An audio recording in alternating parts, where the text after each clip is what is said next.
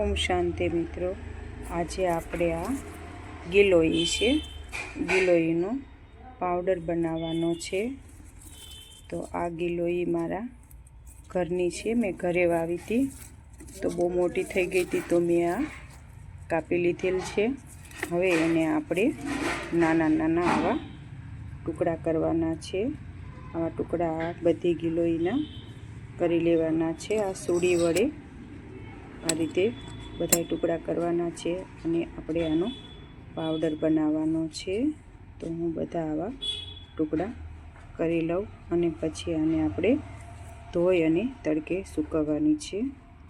એટલે ગળોના ટુકડા થઈ ગયા છે। હવે આપણે આને પાણીથી ધોઈ લઈએ, 2-3 પાણીથી, અને પછી આપણે અગાશીમાં કોરા કરવા મૂકી દઈએ અને આપણે સૂકવવા દેવાના છે।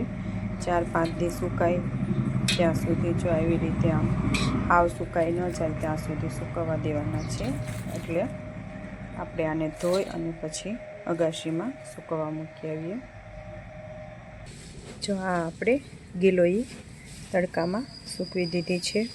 હવે હાવ સુકાઈ ન જાય ત્યાં સુધી આપણે આને સૂકવવા દેવાની છે। પછી આપણે આગળનો પ્રોસેસ બતાવું।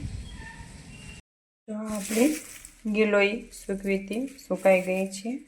જો આ રીતે સુકાય ત્યાં સુધી આપણે સૂકવવા દેવાની છે। હવે આને આપણે મિક્સર જારમાં દળી લઈએ અને આનો પાવડર કરી નાખીએ।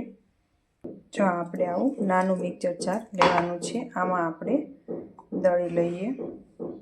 જો આ આપણે પાવડર દળાઈને રેડી થઈ ગયો છે। હવે આને આપણે ઝીણી ચાળણી વડે ચાળી લેવાનો છે। પહેલાં આપણે બધુંય આ રીતે દળી લેવાનો છે।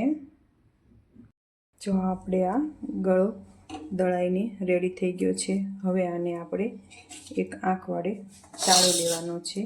જો તમારે હાવ નાના 6 મહિનાના બાળકને પાવવું હોય તો તમારે કપડાં વડે ચાળી લેવાનું છે, અને મોટાને પીવું હોય તો આપણે આ રીતે આંખ વડે ચાળવાનું છે।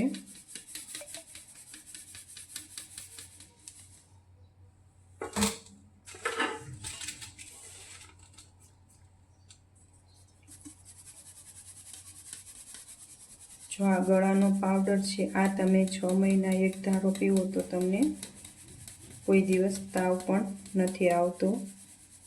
આ મારો જ દાખલો છે। મેં આ ગળાના પાંદ હું અઠવાડિયે એકાદ વખત ખાઉં છું તો પણ મને 2.5 વર્ષથી શરદી નથી થઈ।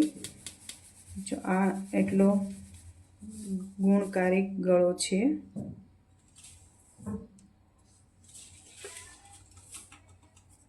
પાંદ ન હોય તો તમે આ પાવડર પણ લઈ શકો છો।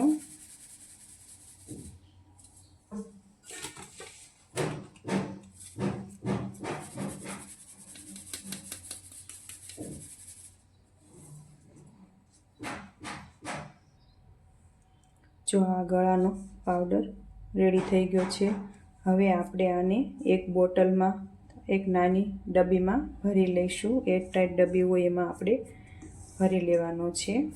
અને જે આ આપણે ડાળખા નીકળ્યા છે એ ફેંકી નથી દેવાના। આને આપણે રાતે પાણીમાં પલાળી અને પછી સવારે ઉકાળીને તમે એનું પાણી પણ પી શકો છો। તો આ રીતે બાળકોને હોસ્ટેલમાં હોય એટલે ટાઈમ ન હોય એટલે એ આ રીતે ફાંકી લઈ શકે છે। આ પીવાથી કોઈ દી તમારા બાળકને કંઈ થતું નથી અને તંદુરસ્ત રહે છે। આ ગિલોઈ છે, ઘરનો દેશી ઉપચાર છે। જો આ રીતે તમે બાળકોને આવું તમે પાવ તો ટેબ્લેટની જરૂર નથી પડતી। ઓમ શાંતિ મિત્રો।